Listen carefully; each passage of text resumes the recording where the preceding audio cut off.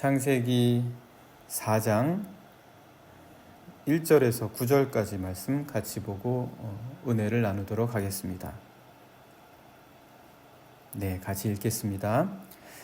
아담이 그의 아내 하와와 동침하매 하와가 임신하여 가인을 낳고 이르되 내가 여호와로 말미암아 득남하였다 하니라. 그가 또 가인의 아우 아벨을 낳았는데 아벨은 양치는 자였고 가인은 농사하는 자였더라. 세월이 지난 후에 가인은 땅의 소산으로 제물을 삼아 여호와께 드렸고 아벨은 자기도 양의 첫 새끼와 그 기름으로 드렸더니 여호와께서 아벨과 그의 제물은 받으셨으나 가인과 그의 제물은 받지 아니하신지라. 가인이 몹시 분하여 안색이 변하니 여호와께서 가인에게 이르시되 내가 분하여 함은 어찌 됨이며 안색이 변함은 어찌 됨이냐. 내가 선을 행하면 어찌 낯을 들지 못하겠느냐.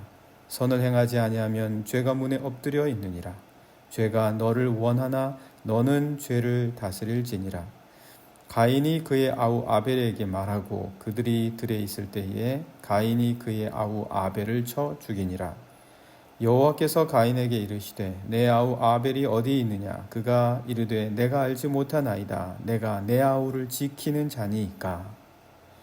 아멘.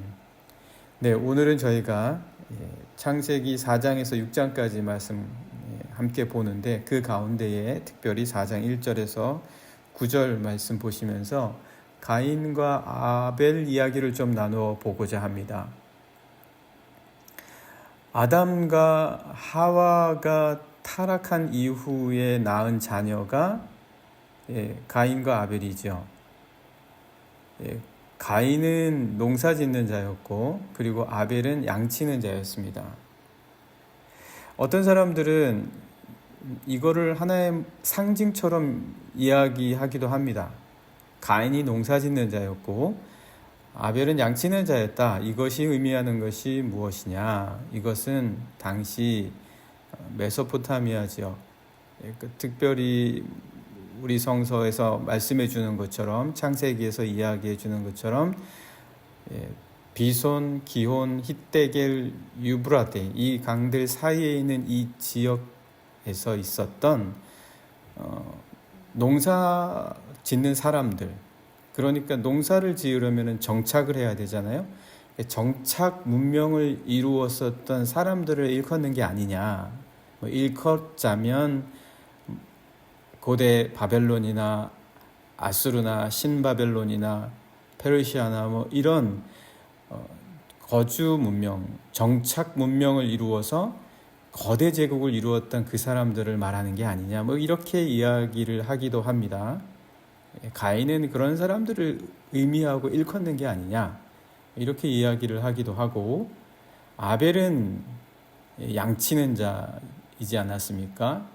아벨은 양치는 자였기 때문에 이스라엘, 특별히 유목민, 어떤 셈족 계통의 셈족도 여러 사람으로 나뉠 수는 있기는 하지만 어떤 그런 사람들을 일컫는 게 아니냐 그렇게 말을 하기도 합니다. 하지만 그렇다고 이게 모든 걸 다 설명해 주는 건 아니죠. 모든 걸 다 설명해 주는 건 아닌 것이, 지금 이 가인과 아벨의 이야기에서 나오는 게 단순히 어떤 한 지역 그리고 그들의 문명 사이에서 벌어진 일을 말하는 게 아니라 이 가인과 아벨의 이야기는 인류 보편적인 이야기를 말해주고 있기 때문입니다. 어떤 한 일부에서 벌어진 일이나 지역에 대한 말을 하는 것이 아니라 최초의 살인이 어떻게 시작이 되었고 그것이 어떻게 가장 가까운 한 가족 안에서부터 시작이 되었는지에 대한 그 원인과 이유를 우리에게 밝혀주고 있는 것이기 때문에 단지 그렇게만 말하는 것은 약간의 무리가 있습니다. 강한 추측이다라는 거죠. 그러면 도대체 이 성서에서 가인과 아벨이 이야기해 주려는 것, 그리고 또 왜 이런 일들이 벌어졌냐, 여러 가지 다양하게 우리가 해석을 하고 묵상을 해볼 수는 있습니다. 그러나 오늘 우리가 보고자 하는 말씀은 앞서 말씀드린 것과는 분명한 차이가 있습니다. 그렇다면 도대체 왜 이들 사이에서, 가인과 아벨 사이에서 있었던 이 일, 왜 이것이 그렇게 서로 믿고 의지해야 되며 정말 가장 가까운 사람들로서 서로 사랑해야 될 사람들 사이에서 벌어진 일이 왜, 그 이유가 뭐냐라는 거죠. 일의 시작은 이렇습니다. 가인과 아벨 모두 하나님께 제사를 드리죠. 가인과 아벨 모두 하나님께 제사를 드립니다. 그런데 장자 가인, 맏아들이죠. 형입니다. 이 장자 가인은 땅의 소산으로 드리고 하나님께 제사를 드리고 아우 아벨은 양의 첫 새끼와 그 기름으로 드립니다. 말씀을 보시면 이렇습니다. 우리가 함께 읽은 말씀이죠. 4장 2절 말씀 보시면 그가 또 가인의 아우 아벨을 낳았는데 아벨은 양치는 자였고 가인은 농사하는 자였더라. 세월이 지난 후에 그러니까 이제 제물을 드릴 수 있을 만큼 이들이 성장한 다음의 이야기라는 것이겠죠. 가인은 땅의 소산으로 제물을 삼아 여호와께 드렸고 아벨은 자기도 양의 첫 새끼와 그 기름으로 드렸다. 아마도 이 시퀀스를 보면 먼저 가인이 하나님께 제사를 드렸고 그리고 그 다음에 아벨도 형의 모습을 보고 제사를 드린 것처럼 묘사되어 있습니다. 아마 이것이 이때 예배를 드린 형식이었을 겁니다. 그리고 순서였을 것입니다. 그렇게 또 성서에서 오늘 기록해 주고 있고요. 이렇게 제사를 드렸는데 문제는 그 다음이라는 거죠. 그 문제는 뭐냐? 하나님께서 아벨의 제사는 받으셨는데 가인의 제사는 받지 않으셨다는 거예요. 그렇다면 왜 가인의 제사는 받지 않으셨냐? 아벨의 것은 받으셨고. 먼저 우리가 할 수 있는 설명은 제가 앞서 말씀드린 그런 설명이 하나가 있습니다. 그런 설명이 하나가 있지만 또 어떤 이들은 이렇게도 이야기를 합니다. 가인은 첫 것으로 드리지 않았고 아벨은 첫 것으로 드렸기 때문이다. 그렇게 이야기를 하기도 합니다. 물론 성서에서 오늘 우리가 보시고 읽으셨던 것처럼 아벨은 양의 첫 새끼와 그 기름, 그래서 첫 것으로 드렸다는 것이 기록되어 있지만 가인은 그렇게 기록이 되어 있지는 않습니다. 그래서 그것도 어느 정도 우리가 받아들일 수 있을 만한 근거는 있습니다. 첫 것으로 정성스럽게 하나님께서 기뻐하실 것을 드렸다라고 생각을 해볼 수는 있습니다. 그런데 중요한 것은 아직까지 이 제사를 어떤 식으로 드려야 할지에 대한 규정은 없었다는 거예요. 모세가 받았던 것과 같은 그 율법의 규정들이 오늘 이 창세기의 말씀을 보시게 되면 아직 그 규정이 사람들에게 오기 전이라는 거예요. 아직 받지 않았습니다. 어쨌든 하지만 아벨은 첫 새끼를 드렸다라는 말씀은 분명히 나와 있습니다. 그래서 우리가 이것이 이유가 될 수도 있었겠구나 생각은 해볼 수는 있지만 오늘 우리가 같이 보고자 하는 부분은 아닙니다. 그럼 오늘 우리가 같이 보고자 하는 이 가인과 아벨에게 있어서의 첫 살인이 있었던 이 가족에게 일어났던 가장 가까이서 사랑해줘야 되고 돌봐줘야 될 사람들 사이에서 벌어진 이유가 도대체 뭐냐라는 거죠. 그것에 대해서 오늘 우리가 한번 조금 말씀을 더 깊이 보면서 살펴보고자 한다면 먼저 가인이 제사를 드렸다. 아벨보다 먼저 드렸다. 그리고 그가 형이었다. 그럼에도 불구하고 제사가 받아들여지지 않았다. 그런데 그때 가인이 몹시 분노했다. 자, 왜 가인이 분노했습니까? 제사가 받아들여지지 않았다. 그래서 분노했다. 물론 이렇게 생각하는 거죠. 당연합니다. 그런데 제사가 받아들여지지 않았다고 해서 분노하는가? 그래서 살인까지 하게 되는가? 그러니까 왜 제사가 받아들여지지 않았는데 분노하고 살인했냐라는 거죠.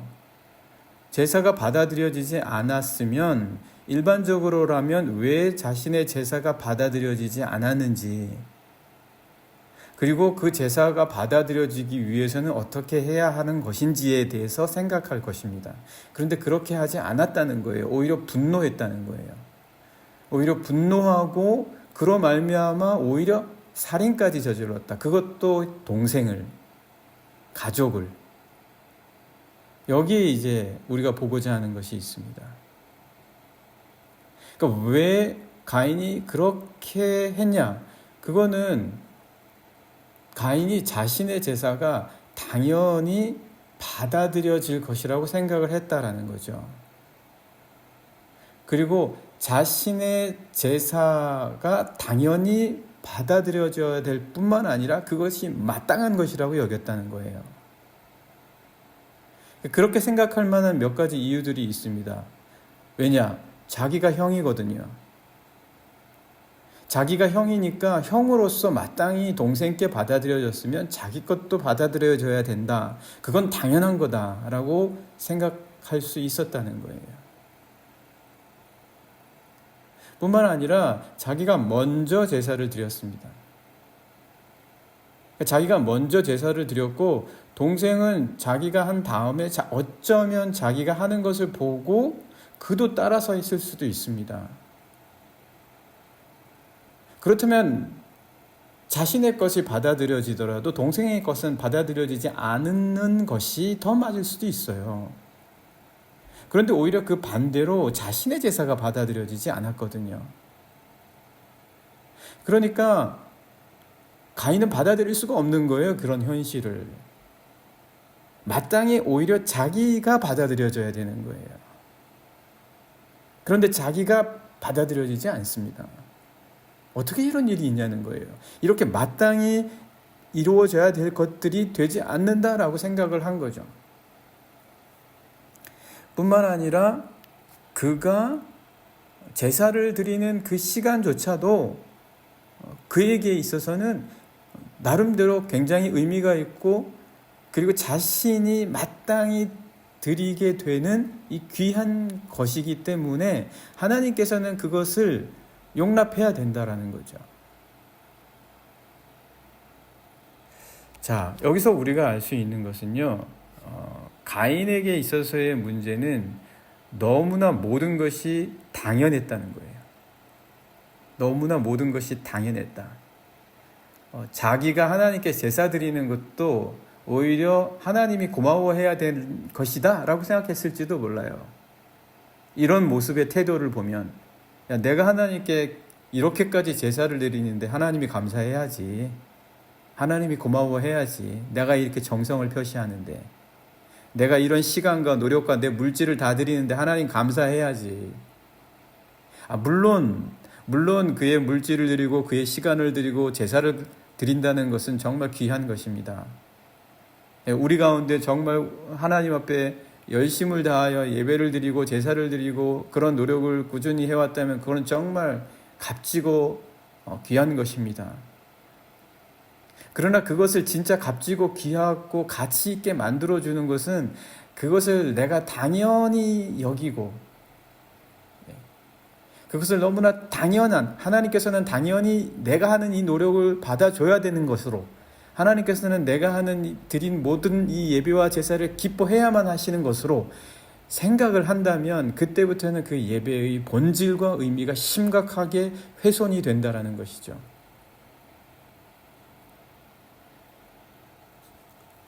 그러니까 동생은 당연히 내 아래에 있는 것이고 나는 형이기 때문에 내가 장자로서 내가 마땅히 누려야 될 것들은 다 누려야 된다라는 것.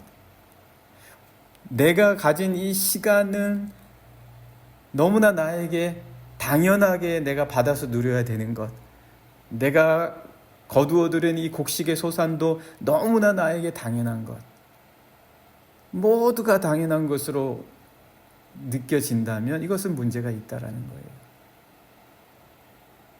결국 가인은 자기에게 주어진 모든 것을 너무나 당연하게 본 거예요. 감사하지 못한 거예요. 이것이 우리 삶의 태도에 굉장히 큰 차이를 가져온다는 거죠. 나에게 주신 사랑하는 가족들, 나에게 주신 사랑하는 집, 거주할 곳, 나에게 주신 이 생명, 이 모든 게 하나도 당연한 것은 없다. 모두가 감사한 것이다. 생각해 보십시오. 그리스도 예수께서 십자가를 지시지 않으셨다면 우리가 살아서 구원을 받고 하나님 나라에 대한 영생의 기쁨과 소망을 갖고 살아갈 수 있다는 것도 불가능한 겁니다. 당연한 게 아니에요. 이건 감사한 거예요. 이게 감사하다면 하나하나가 소중하지 않은 것이 하나도 없습니다. 모든 게 다 소중한 거예요. 설령 가인이 자신의 제사가 받아들여지지 않았다면 이것이 그럼에도 불구하고 하나님께서 받아주시기 위하여 나에게 있어서 나에게 주신 이 모든 것들을 어떻게 다시 드려야 될 것인가? 여러분 한번 생각해 보십시오. 아담과 하와가 가인을 낳을 때 그들이 고백한 게 무엇입니까? 오늘 말씀에 나와 있잖아요. 당연한 게 아니었다. 하나님이 도와주셔서 낳은 거다라고 고백을 합니다. 4장 1절 보십시오. 아담이 그의 아내 하와와 동침하매 하와가 임신하여 가인을 낳고 이르되 내가 여호와로 말미암아 득남하였다. 여호와로 말미암아 득남하였다. 이 말은 가인이란 뜻이죠. 그 가인의 이름의 뜻.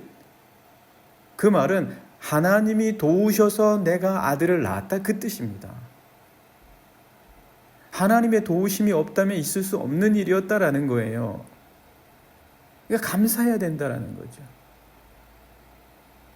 감사하지 못할 때 이 최초의 살인이 벌어지는 거예요. 전혀 생각지도 못하고 예측하지 못했던 일이 생기는 거예요.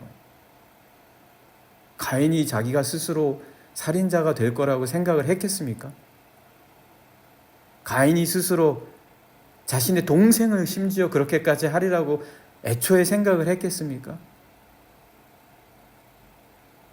너무나 당연한 것으로 받아들였고 너무나 내가 누려야만 하는 것이라고 생각하고 감사하지 못할 때 이런 엄청난 일이 벌어진다. 네, 오늘 우리 다시 한번 이 창세기 2024년 첫 번째 주시는 말씀 4장에서 6장까지 가운데 4장 말씀을 통해서 가인과 아벨 이야기를 함께 잠시 나눠 보았는데요. 오늘 우리가 2024년 시작하면서 이렇게 생각하면 좋겠습니다. 하나님, 저희가 지난 2023년 지내온 것 하나도 당연한 것은 없었습니다. 주님께서 주님의 은혜로 우리에게 베풀어 주시고 또 우리가 최선을 다해서 살아왔고 성공하든 실패했든 그러나 그 가운데 하나님의 은혜로 말미암아 지금 저희가 여기 이렇게 서 있습니다.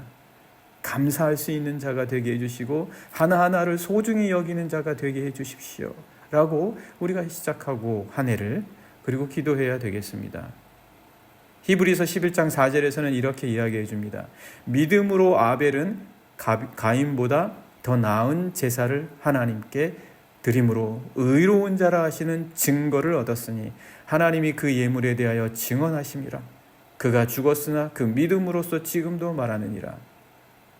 만약 우리가 믿음이 있는 자라면 우리는 감사할 것입니다. 왜요? 예수 그리스도에 대한 그 은혜를 아는 자들이기 때문입니다. 이 시간 함께 기도하기 원합니다. 하나님, 감사합니다. 이 시간에 저희들 감사하고 싶습니다. 아니, 감사합니다.